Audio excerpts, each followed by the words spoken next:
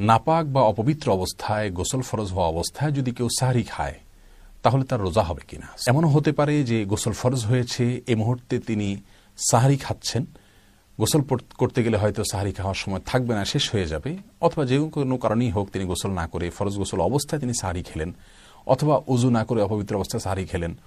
তাহলে অপবিত্র অবস্থায় যদি সাহরি খান তাহলে তার এই রোজা হবে কিনা? উত্তর হলো হ্যাঁ হবে, কোনো প্রকার সমস্যা হবে না।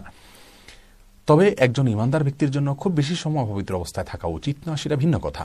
কিন্তু রমজান মাসে সিয়াম শুদ্ধ হওয়ার জন্য পবিত্র অবস্থায় সাহরি খাওয়ার কোনো শর্ত কোরআন হাদিসের কোথাও যেহেতু আরোপ করা হয়নি, অতএব আমি যদি অপবিত্র অবস্থায় সাহরি খাই তাহলে আমার সিয়াম হয়ে যাবে, কোনো সমস্যা হবে না ইনশাআল্লাহ বিইذনিল্লাহ।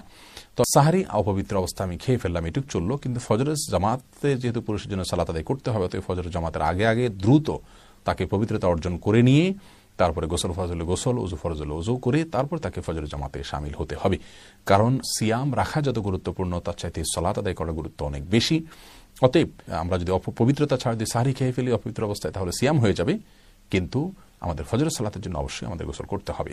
আল্লাহ তাআলা আমাদের সবাইকে সঠিকভাবে এবং সুন্দরভাবে বিশুদ্ধ উপায়ে সিয়াম পালন করার তৌফিক দান করুন।